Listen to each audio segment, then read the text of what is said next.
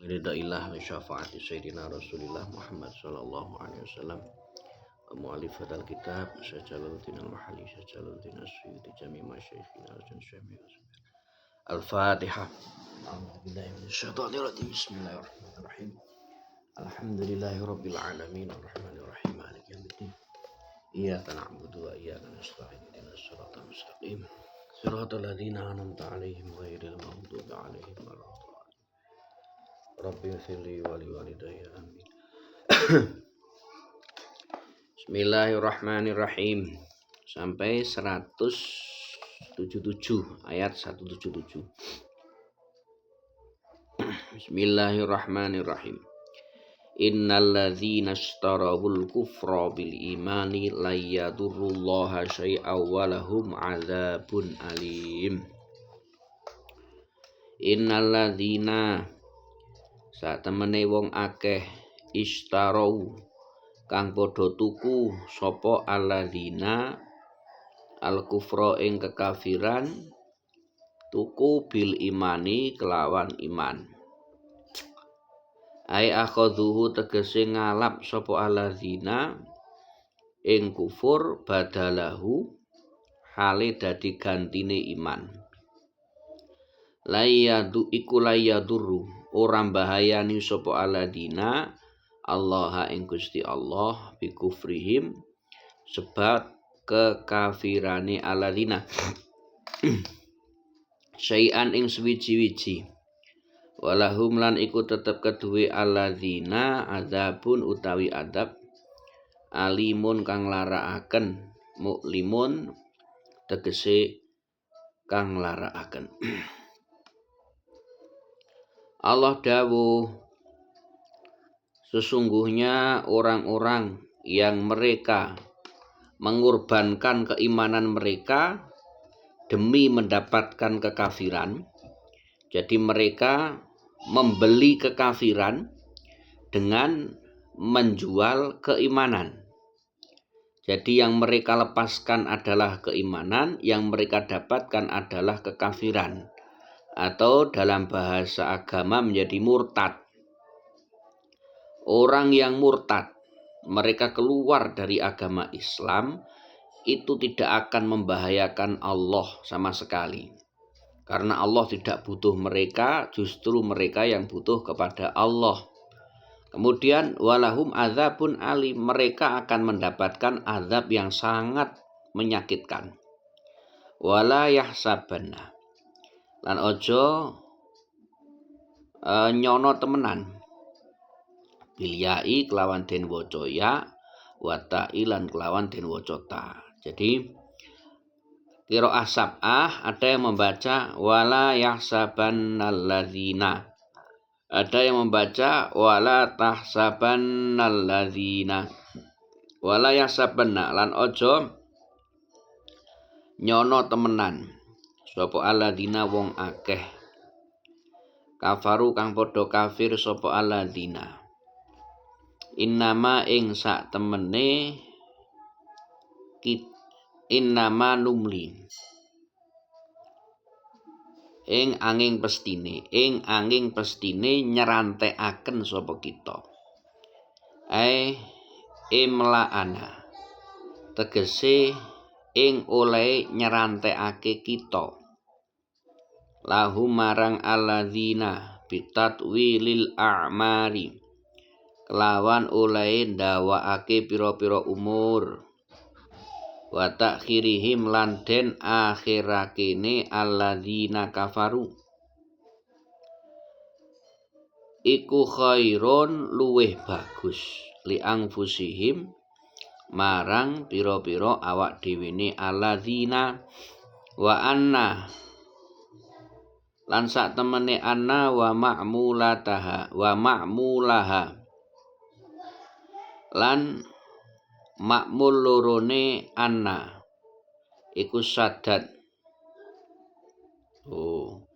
Innama sak temene kita iku numli, mohon maaf tadi innama angin pestine tapi itu salah. Yang benar innama angin pestine sak temene kita iku numli nyerantekaken sapa kita. Wa anna lan anna wa ma'mulaha lan ma'mul lorone anna iku sadat manggon-manggoni apa anna wa ma'mulaha masadal maf'ulaini ing panggonan maf'ul loro fi qiraati tahtaniyati ing dalem qiraah huruf kang den waca huruf kang den titik ngisor. Wa masaddatsani lan manggon-manggoni ing panggonan maf'ul kang kaping pindho fil ukhra ing dalem kang den titik dhuwur. Jadi konsekuensi dari perbedaan qiraah itu berarti ada konsekuensi perbedaan i'rab. Awala yahsabanna alladziina kafaru innama numli lahum khairul li anfusihim. Apabila dibaca dengan kalimat wala yahsabanna maka innama numli lahum khairul li anfusihim, maka innama sampai ila akhirih itu dianggap sebagai maf'ulnya atau ma'mulnya kalimat wala yahsabanna.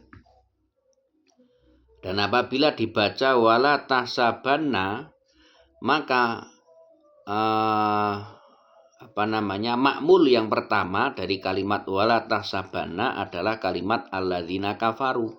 Sedangkan ma'mul yang kedua adalah innama numli lahum. Innama numli angin pestine nyerantekaken sapa kita, numhilu tegese nyerantekaken sapa kita lahum marang alladzina kafaru. Iku lias dadu.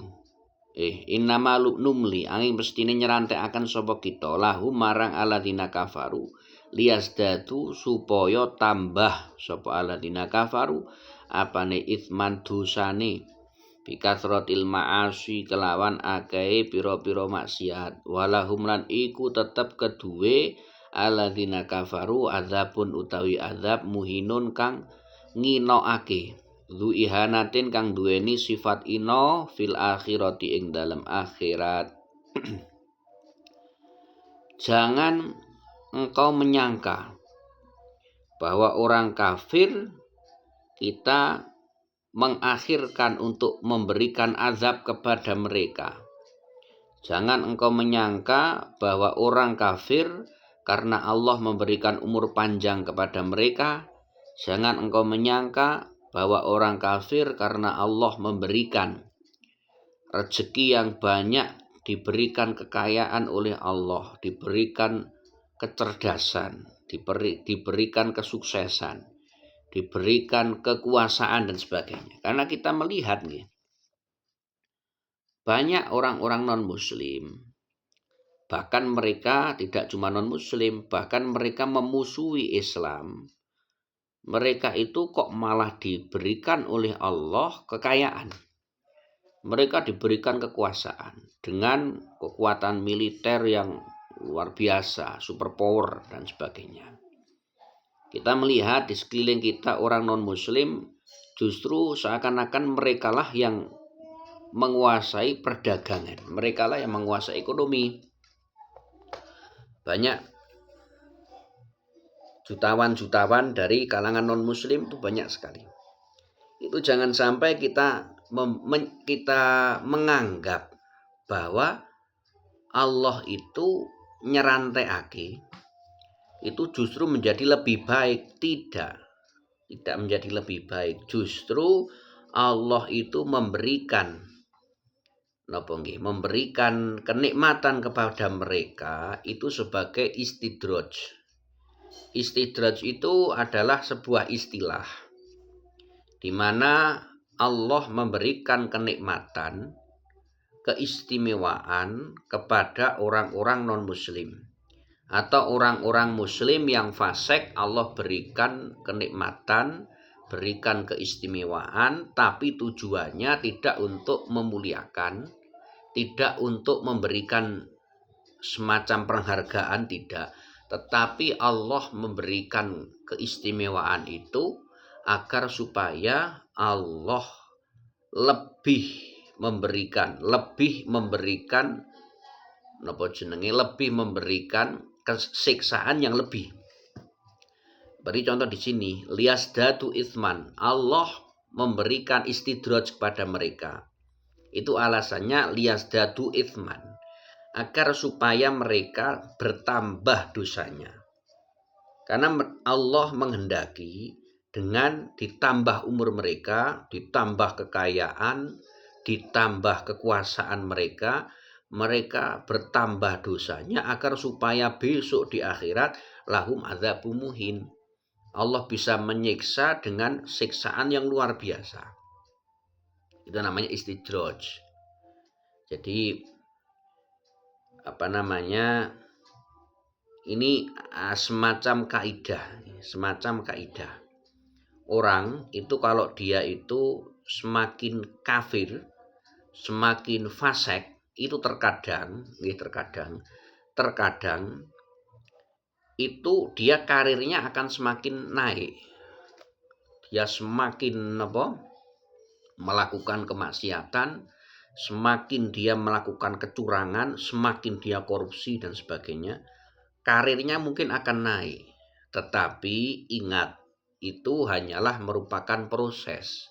Ketika orang itu di puncak, Allah akan membalikkan dengan kekuatan yang sangat dahsyat sehingga dia akan jatuh sejatuh-jatuhnya. Kalau di dunia kita bisa melihat banyak contoh kasus-kasus seperti itu. Di akhirat kita belum bisa karena kita belum sampai kepada akhirat. Sebagai contoh adalah kehinaan Raja Namrud. Raja Namrud ini adalah raja yang sangat berkuasa. Dia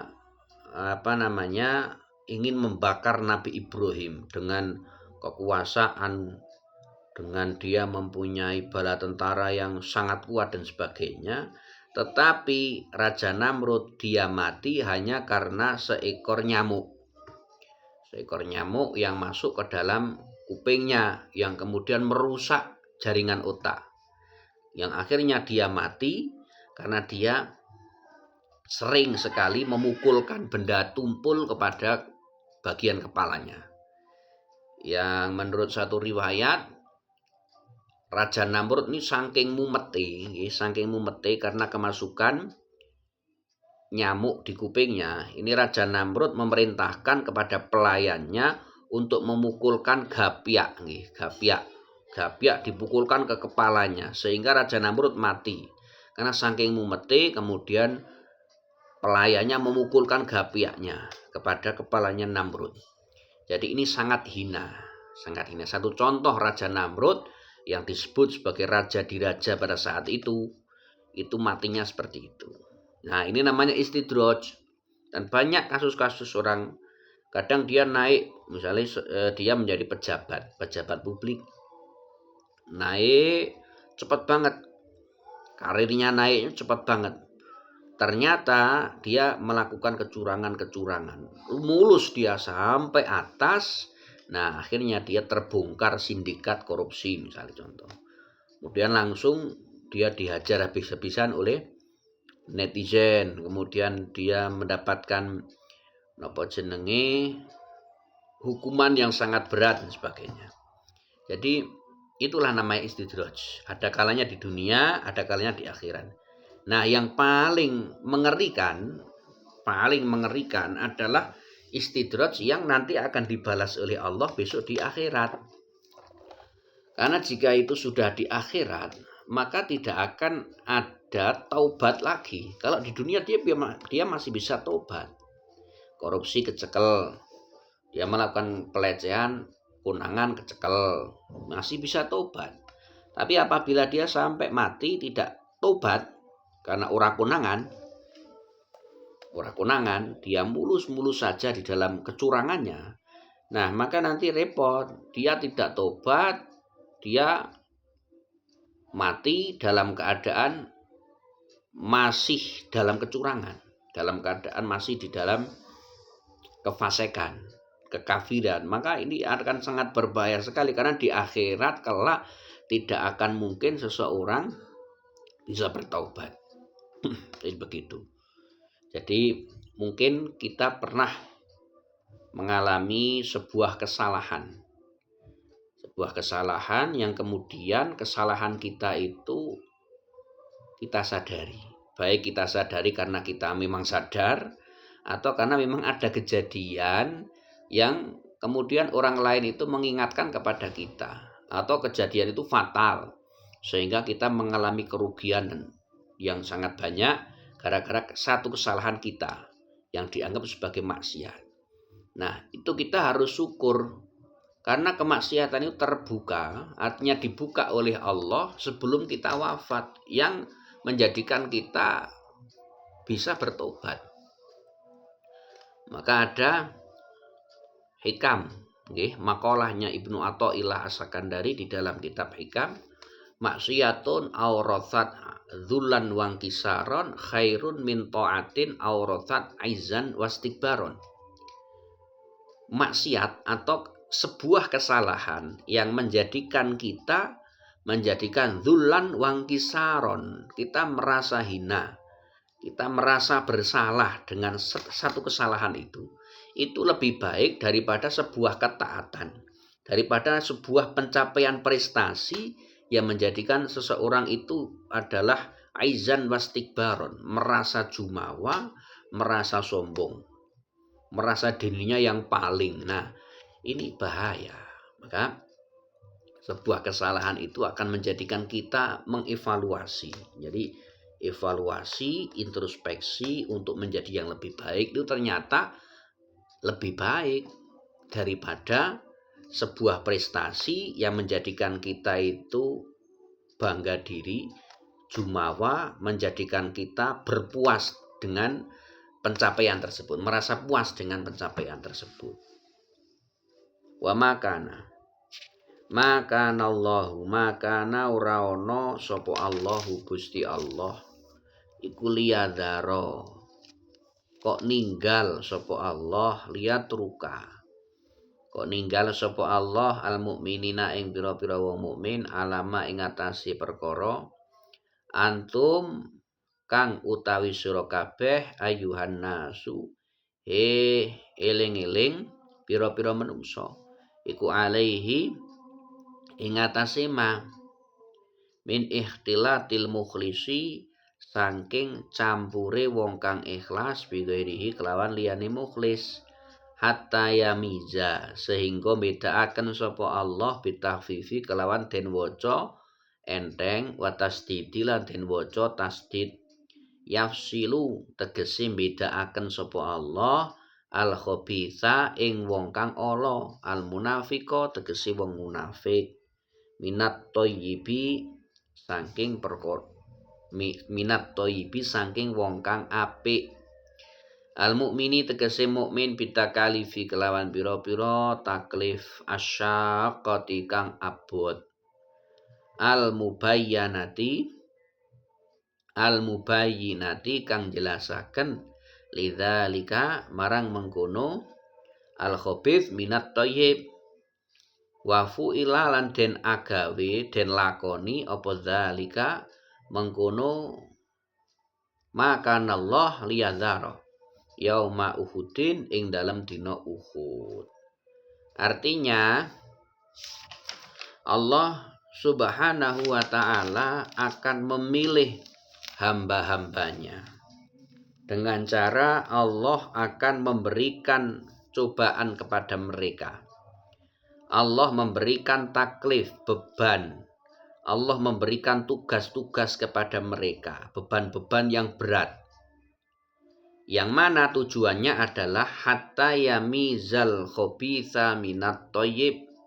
Dengan beban berat itu Allah nanti akan mengetahui dengan ujian-ujian itu nanti siapa yang munafik, siapa yang mukmin.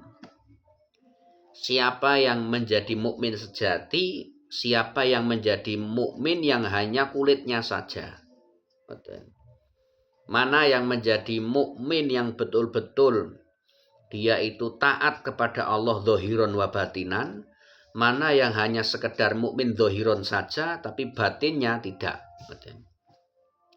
Jadi memang perlu sekali ada penjaringan, dites agar supaya hasil daripada jadi masuk perguruan tinggi, masuk sekolah, masuk ke pesantren, itu ya memang harus ada tes agar supaya orang-orang yang masuk kategori bisa lulus, agar supaya nanti bisa dididik sesuai dengan visi misinya. Tapi kalau tidak ada penjaringan sama sekali, kabeh mlebu, itu kan nanti repot. Sing apik, sing elek mlebu kabeh, sing pinter, sing ora patek pinter mlebu kabeh. Maka nanti kurikulumnya juga bingung itu nanti. Bagaimana akan ngepaske kurikulum sesuai dengan kemampuan siswa. Ngepaske kurikulum sesuai dengan kemampuan santri. Maka harus ada penseragaman, yaitu dengan cara dites. Iki ora masuk, utawa iki masuk kelas sekian. Iki masuk kelas yang paling bawah, ini sudah mampu masuk ke kelas 2. Ini sudah cerdas, sudah pandai, ini masuk ke kelas terakhir dan sebagainya. Itu Allah hatta yamizal khabitha minat thayyib wa makana lan ora ana sapa Allah Gusti Allah iku liut li aku. Iku kok mirsakaken sapa Allah ing sira kabeh alal ghaibi ing atase perkara kang gaib.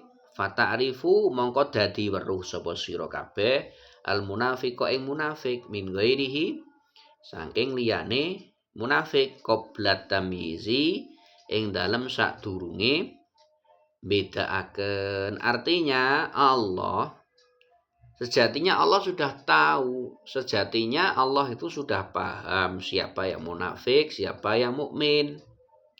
Nah, cuman kita itu tidak tahu mana yang mukmin, mana yang munafik sebelum ada tes, yaitu dengan taklif atau tugas-tugas berat dari Allah seperti peperangan, seperti jihad, seperti sedekah dan sebagainya, puasa.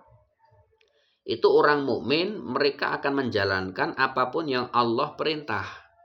Sedangkan orang munafik mereka akan merasa kepayahan. Mereka akan selalu menyampaikan protes dengan beban-beban berat yang Allah berikan. Jadi sudah bisa dibedakan mana yang baik, mana yang buruk, dan mana yang setia, mana yang hanya mencari perlindungan dan suaka. Wa makanallah liyutliakum alal ghaib. Nah, setelah adanya taklif-taklif, beban-beban tadi, tugas-tugas itu kalian menjadi tahu. Walakinallaha lan tetapine sak temene Allah iku yajtabi milih sapa Allah, yakhtaru tegese milih sapa Allah min rusulihi saking pira-pira rasuli Allah man ing wong yasya'u kang ngersakaken sapa Allah. Fayutli'uhu mongko nuli mirsakaken sapa Allah hu ing man ala ghaibihi ing atase perkara ghaibe Allah.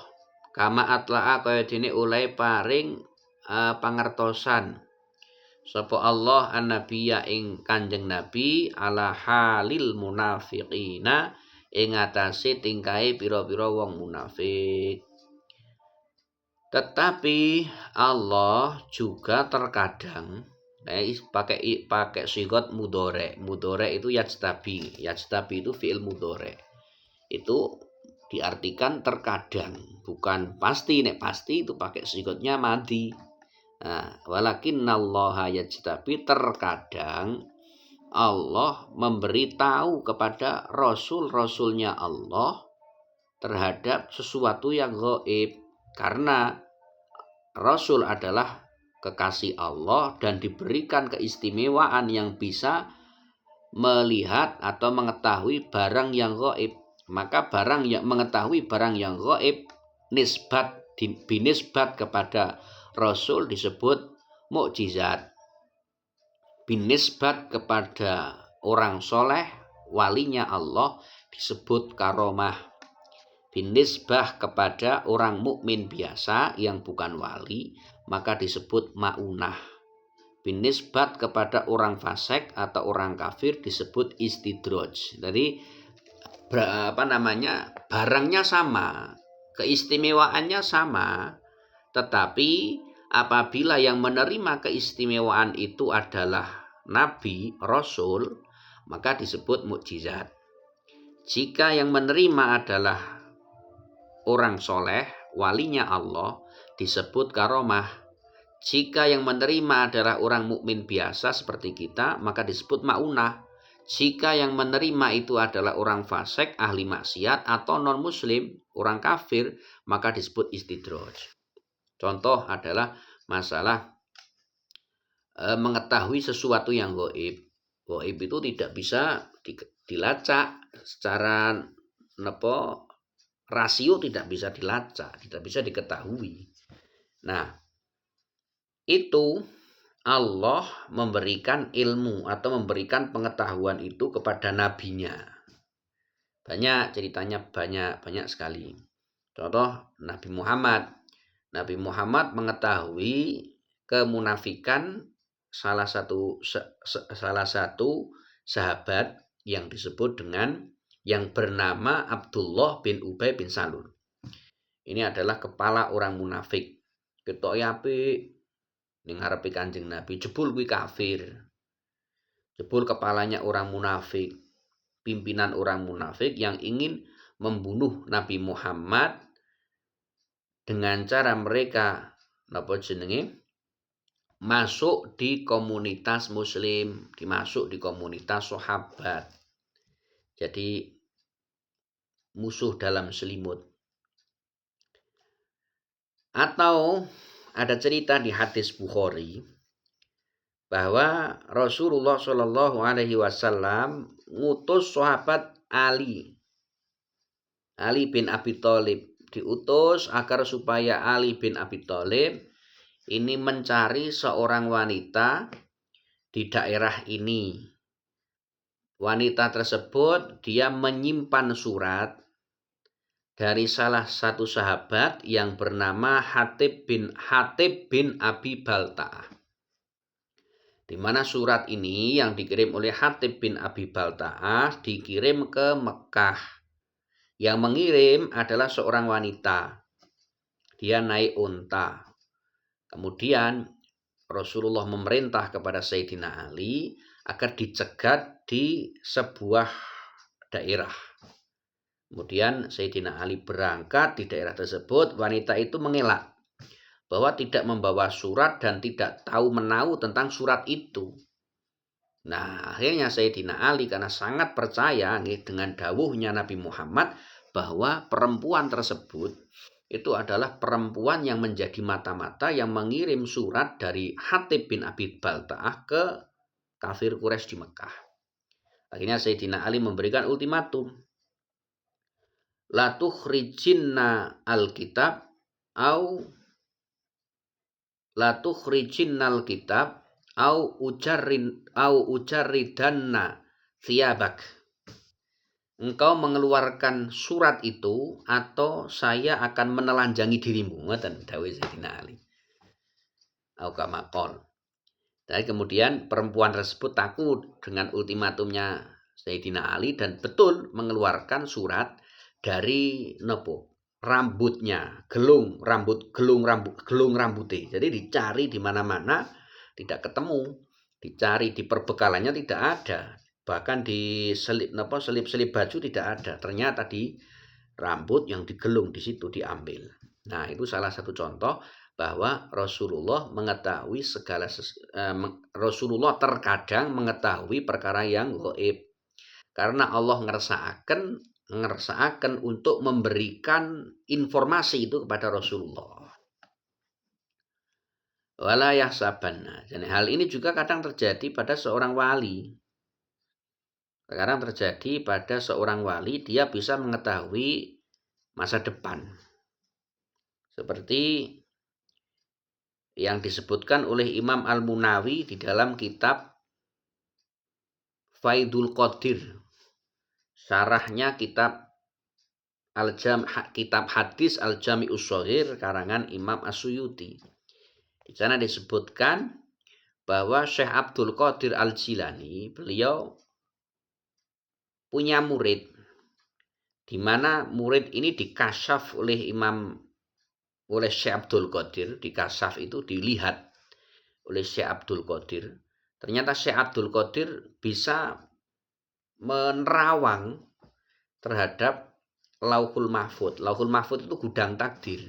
Nah, ternyata takdir muridnya ini dia akan berzina dengan 70 wanita. Kemudian Syekh Abdul Qadir karena sangat sayang kepada muridnya, Syekh Abdul Qadir berdoa kepada Allah. Ya Allah, rubahlah takdir itu yang seharusnya menjadi kenyataan dirubah menjadi hanya mimpi saja. Akhirnya Allah memberikan ijabah. Jadi betul dia berzina tapi dalam mimpi, kan tidak dosa. 70 kali dengan wanita yang berbeda. Nah, ini adalah salah satu contoh bahwa Allah memberikan informasi sesuatu yang gaib atau hal yang gaib kepada walinya Allah. Dan terkadang juga Allah memberikan informasi itu kepada orang biasa. Pada orang biasa. Yang orang biasa itu ya wong Islam biasa. Kalau di Jawa terkhusus di daerah saya pribadi itu ada beberapa orang yang ketika akan terjadi kematian di daerah tersebut, di daerah saya. Apabila akan terjadi kematian, ono sing mati, ono sing wafat di daerah saya, itu ada orang yang mendapatkan kode dan sering mendapatkan kode. Apa didodok, apa-apa, bagaimanalah banyak sekali. Pokoknya sering banget itu. Saya sering mendengar orang itu.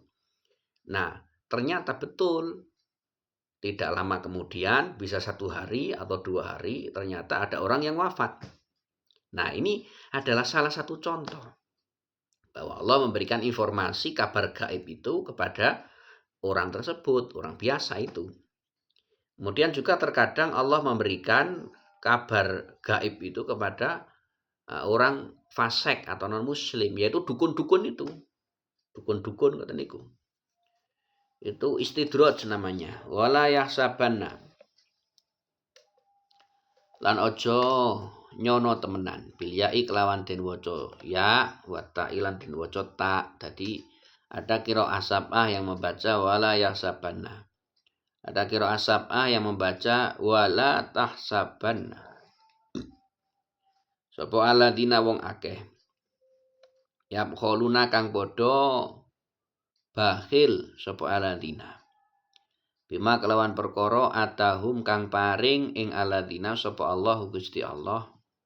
Min fadlihi saking anugrahi Allah, ai bizakatihi tegese kelawan zakati Allah. Wa hale utawi bakhile alladzina, ai bukhluhum tegese bakhile alladzina iku den sira nyono apa utawa aja nyono khairon ing kebagusan. Khairon ingkang luwih bagus lahum kedue alladzina. Maf'ulun iku dadi maf'ul tsanin kang kaping pindho. Wa dhamiru utawi dhamir huwa iku lil fasli kedue faedah misah.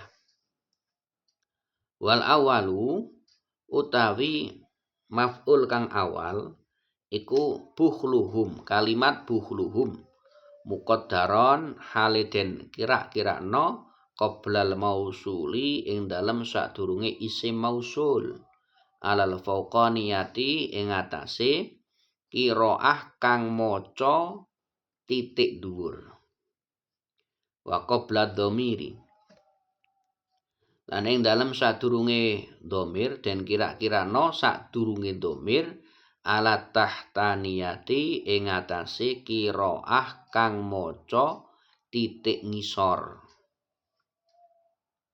Jadi ini i'rab nggih, i'rab. Jadi perbedaan qiraah itu berimbas kepada perbedaan i'rab.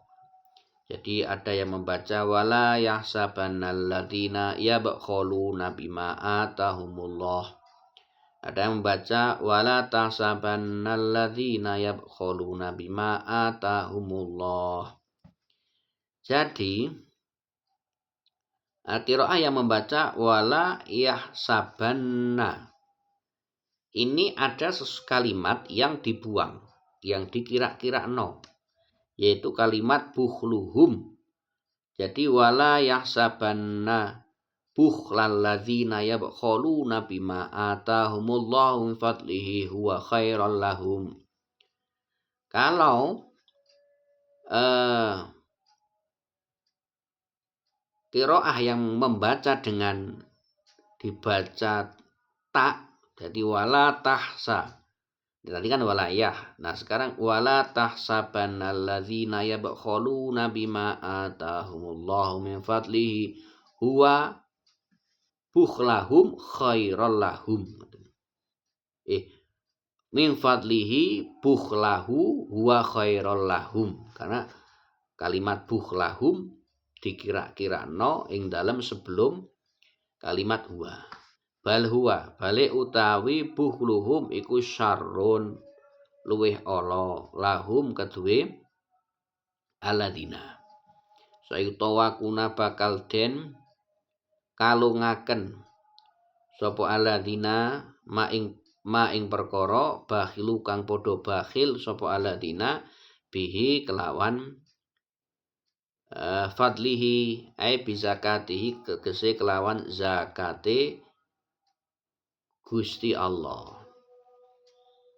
Minal mali saking bondo yaumal kiamati ing dalem dina kiamat.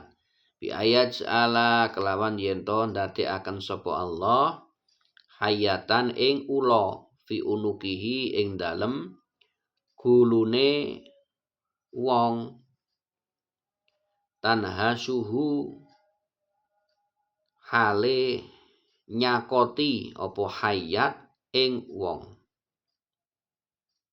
Kama kaya dene hadis waroda kang tumeka apa ma fil hadis ing dalam hadis. Jadi orang-orang bakhil yaitu terhadap urusan zakat karena zakat itu wajib. Orang-orang bakhil niku basa Jawane gutil. Orang-orang yang kikir dalam urusan zakat nggih. Jangan kemudian ditafsirkan umum, tapi ini konteks ayat niki 180 ini adalah kikir atau bakhil dalam urusan zakat. Dia tidak mau mengeluarkan zakat fitrah, zakat mal.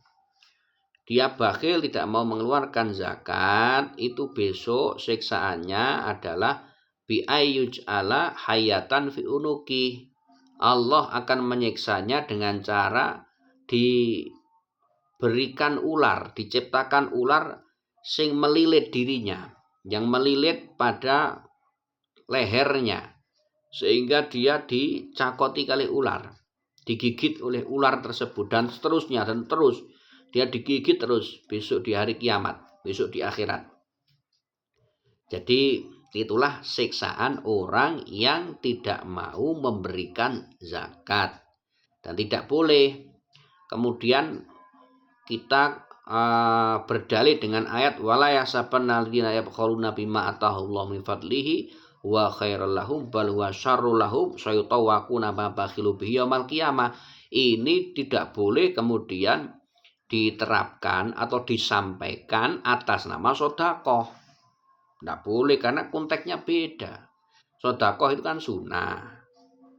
Sedangkan ayat ini ada ancaman. Kalau sesuatu itu mengandung ancaman berarti itu wajib. Dan sedekah tidak wajib. Sedekah, hibah, kemudian napa jenenge wakaf misalnya, tidak boleh. Ini hanya ayat ini hanya ditafsirkan sebagai zakat, tidak boleh yang lain.